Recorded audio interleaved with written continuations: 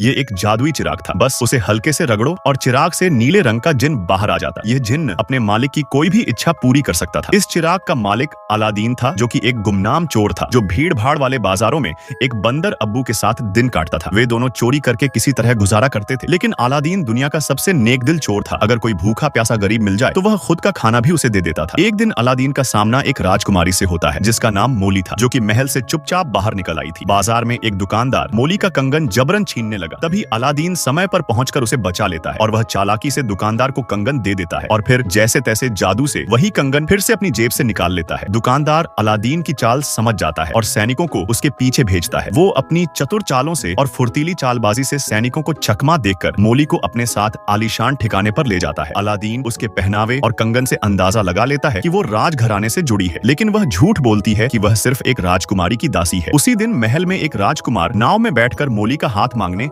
आया हुआ होता है, जिस वजह से मोली को वापस महल जाना पड़ता है। जब वह अलादीन से अपना कंगन मांगती है तो अलादीन उसे अपने पूरे बदन में ढूंढता है, लेकिन कंगन नहीं मिलता है। मोली गुस्से में आकर उसे चोर कहती है और अलादीन खुद को गलत समझे जाने की पीड़ा से वहां से लौट आता है और तभी उसे पता चलता है कि कंगन तो अब्बू के पास है। अब अलादीन महल में चुपके से घुस जाता है और वहीं से उसे देखता है एक दुष्ट जादूगर जाफर। अलादीन मोली को ढूंढ लेता है और सारा सच बताता है। मोली उसकी ईमानदारी और हिम्मत से प्रभावित हो जाती है और उसे माफ कर देती है। यहाँ तक कि मोली की प्यारी सी बिल्ली भी अलादीन से बेहद घुल मिल जाती है। मोली उसे वहां से बचाकर निकाल देती है, लेकिन थोड़ी ही देर में अलादीन को जाफर के सिपाही पकड़ लेते हैं और जाफर उसे रेगिस्तान में ले जाता है और मोली की असली पहचान बताता है कि वह एक राजकुमारी है। जाफर अलादीन से कहता है कि अगर तुम चमत्कारी गुफा में जाकर जादुई चिराग ले आओ तो वह उसकी जिंदगी बदल देगा और मोली तक पहुंचाने का रास्ता भी बता देगा। अलादीन यह सौदा स्वीकार कर लेता है और अब्बू के साथ उस चमत्कारी गुफा में चला जाता है। वहाँ एक पत्थर की पुलियां पार करते ही वह एक खजाने से भरपूर संसार में पहुंचते हैं। चारों ओर सोना, हीरे, जवाहरात। उसका तो मन कर रहा था कि सब उठा लूं, लेकिन तभी अब्बू एक थप्पड़ मारकर उसे सचेत करता है। अलादीन अपने लालच पर काबू करता है और सीधे उस चिराग की ओर बढ़ने लगता है, जो उसकी किस्मत हमेशा के लिए बदलने वाला था।